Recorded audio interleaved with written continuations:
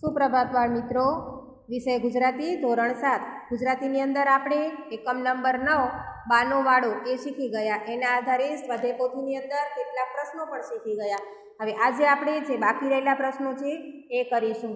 તમારી સ્વાધ્યાય પોથીમાં page number 54 પ્રશ્ન નંબર 5 નીચેના વાક્યો કોણ બોલે છે અને કોને કહે છે તે લખો.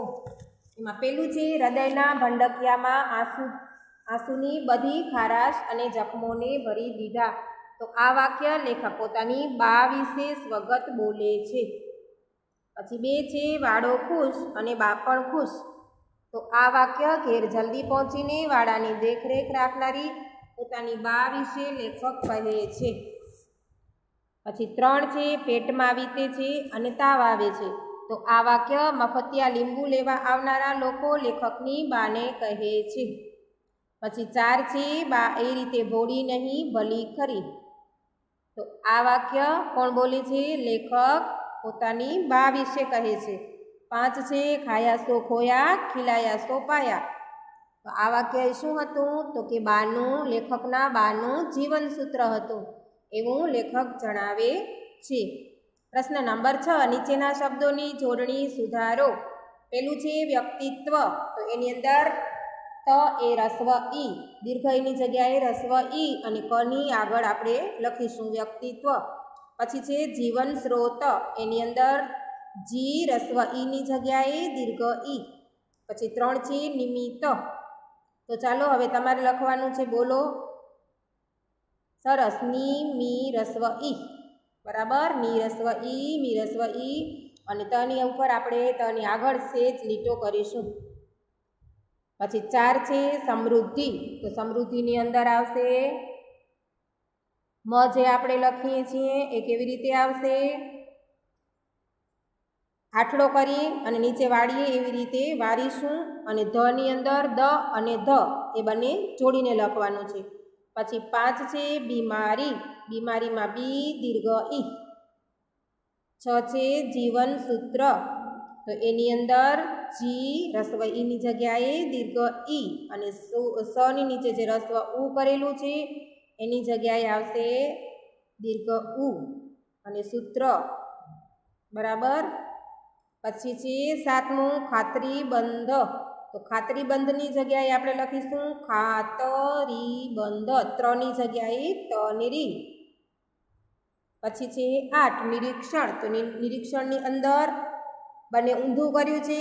ની રસ્વ ઈ આવશે અને રી દીર્ઘ ઈ લખાઈ ગયું. હવે પ્રશ્ન નંબર 7 નીચેના શબ્દોના બે સમાનાર્થી શબ્દો લખો. પેલું છે દરિયો. તો આવશે સાગર કે સમુદ્ર. પછી 2 છે સૌરભ. તો આવશે સુગંધ કે સોડમ કે મહેક. પછી 3 છે જાજરમાન. તો આવશે શાનદાર ભવ્ય. પછી 4 છે દમામ. દમામ એટલે પપ્પો કે ઠસ્સો. 5 છે ખેરાત. તો ખેરાત એટલે દાન કે ભેટ. પછી 6 છે સ્રોત. સ્રોત એટલે કે મૂળ અને ઉદ્ભવ. હવે આવે છે પ્રશ્ન નંબર 8 નીચેના શબ્દોના વિરુદ્ધાર્થી શબ્દો લખો. પેલું છે નિરાશા. તો આવશે આશા. તડકી. તો આવશે છાયણી. ઉદ્યમી. તો આળસુ. 4 છે સૂકું. તો લીલું. 5 છે દુખિયારી. એનું શું આવશે? સુખિયારી.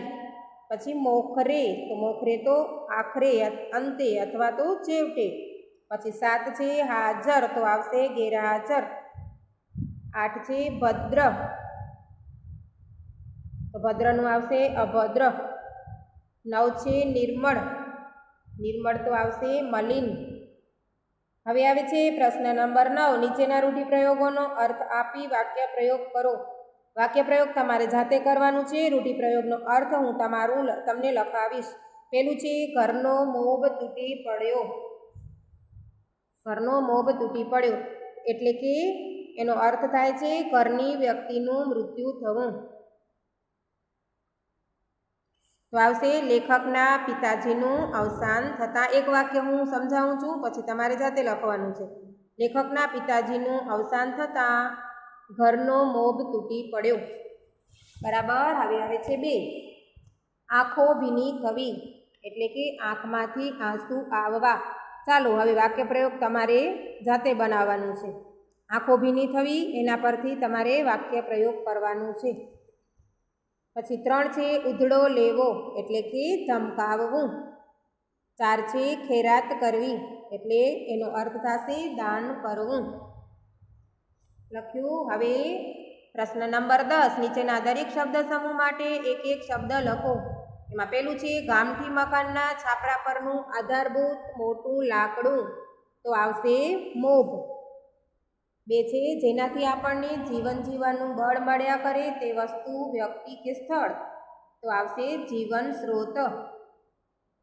પછી 3 છે દેશી દવા મળવાનું સ્થળ, તો શું આવશે ઔષધાલય. પછી 4 છે જીવનનો મહત્વનો સિદ્ધાંત, તો આવશે જીવન સૂત્ર. હવે આવે છે પ્રશ્ન નંબર 11. નીચેના વાક્યોમાંથી સંજ્ઞા શોધીને લખો. એમાં પહેલું છે નિરંતર ઉદ્યોગ એટલે બા, તો આની અંદર સંજ્ઞા આવશે ઉદ્યોગ અને બા. 2 છે કર્મ અને ધર્મ તેણે એક કરી મૂક્યા છે, તો શું આવશે સંજ્ઞા? સરસ, કર્મ અને ધર્મ. નંબર 3 છે તુલસી, કર્યાતું, અરડુસી, ખરસાંડી જ્યારે માગો ત્યારે હાજર. સંજ્ઞા એટલે કે નામ, તો કયા કયા નામ છે? તો તુલસી, કર્યાતું, અરડુસી અને ખરસાંડી. આની અંદર એ 4 આવશે સંજ્ઞા. હવે આવે છે પ્રશ્ન નંબર 12. નીચેના વાક્યોમાંથી વિશેષણો શોધીને લખો. એમાં પહેલું છે વાડામાં ઔષધીય છોડ પણ મળે જ, તો એની અંદર એની વિશેષતા શું છે? કેવા છોડ છે? તો કે ઔષધીય. પછી 2 છે અમારા ઘરનો તોતિંગ મોભ તૂટી પડ્યો હતો, તો વિશેષતા કઈ છે? તોતિંગ. નંબર 3 છે બા માટે વાડો સામાન્ય જગ્યા નથી, એની અંદર વિશેષણ છે સામાન્ય. બરાબર. હવે આવે છે પ્રશ્ન નંબર 3. 1 છે હું ધારતો હતો કે હવે બા ભાંગી પડવાની. એમાં શું કરવાનું છે? તો કે વાક્યો છૂટા પાડી સાદા વાક્યો બનાવી અને સંયોજક દર્શાવવાનું છે. આની અંદર એક વાક્યની અંદર 2 વાક્ય છુપાયેલા છે. તમારે પહેલું વાક્ય અને બીજું વાક્ય બંને વાક્યને અલગ કરી અને નીચે સંયોજક લખેલું છે, અહીંયા તમારે સંયોજક દર્શાવવાનું છે. નંબર 1 છે હું ધારતો હતો કે હવે બા ભાંગી પડવાની, તો પહેલા વાક્યમાં આવશે હું ધારતો હતો અને બીજા વાક્યમાં આવશે હવે બા ભાંગી પડવાની. બંનેને જોડતો સંયોજક કયો છે? કે. તો એ તમારે સંયોજકની અંદર લખવાનું આવશે કે. હવે નંબર 2 છે બાની પ્રકૃતિ, ઝાડપાન અને ફળ ફૂલમાં ભારે રસ. આની અંદર 3 વાક્ય જોડાયેલા છે. બરાબર. એમાં પહેલું વાક્ય આવશે બાને પ્રકૃતિમાં ભારે રસ, બીજું વાક્ય આવશે બાને ઝાડપાનમાં ભારે રસ, અને ત્રીજું આવશે બાને ફળ ફૂલમાં રસ. અને એ ત્રણેય વાક્યોને વચ્ચે જોડતું સંયોજક કયું છે? અને. બરાબર. હવે પ્રશ્ન નંબર 14. નીચેના શબ્દોને શબ્દકોશના ક્રમમાં ગોઠવો. ઉદ્યોગ, બાંધો, કર્મ, ઉમટવું, ફળ, કાગડી અને કર્યાતું. ચાલો હું તમને એક કરાવી દઉં છું. પહેલું આવશે ઉદ્યોગ, બીજું આવશે ઉમટવું. હવે એના પછીના તમારી કક્કાવારીના ક્રમ અનુસાર કરવાના છે. હવે કેટલીક પ્રવૃત્તિઓ છે, તો પ્રવૃત્તિની અંદર તમારા શાળા બાગની અંદર સામૂહિક પ્રવૃત્તિ છે. આ શાળા બાગમાં ઉગેલ વનસ્પતિ, ફૂલ છોડ, ઔષધીય વનસ્પતિ અને તેના ઉપયોગોનો હસ્તલિખિત અંક તૈયાર કરો. તો આપણે આપણી શાળાની અંદર જે વૃક્ષો થાય છે એના એક હસ્તલિખિત અંક તમારે કરવાનું છે. પછી વિશેષ પ્રવૃત્તિની અંદર છે તમારા દાદીમા વિશે 10 વાક્યો લખી વર્ગખંડમાં તેનું વાંચન કરો. અત્યારે તમારે ઓનલાઈન એજ્યુકેશનમાં તમારા દાદી વિશે ઘરે બેસીને લખવાનું છે અને તમારા ઘરના જે અન્ય સભ્યો છે એની વચ્ચે આ તમારે આ જે તમે વાંચન લખ્યું છે એનું તમારે એ લોકોની સમક્ષ વાંચન કરવાનું છે. પછી નંબર 2, નીચે આપેલી પંક્તિઓનો વિચાર વિસ્તાર કરો.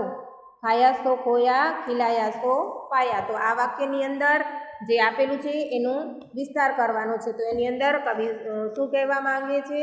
તો આપણે જે ખાઈએ પીએ છીએ અને જે કંઈ સુખ ભોગવીએ છીએ તે બધું શું છે? તો કે નાશવંત જ છે, તે બધું નકામું જાય છે. આપણે શું કરવું જોઈએ? આપણે આપણા માટે આપણા સ્વાર્થને તેજી અને જે કંઈ આપણે અંગત સ્વાર્થ માટે જે બધું માણ્યું કે ભોગવું છે એનાથી બીજાને લાભ થાય છે કે નહીં એ આપણે જોવું જોઈએ.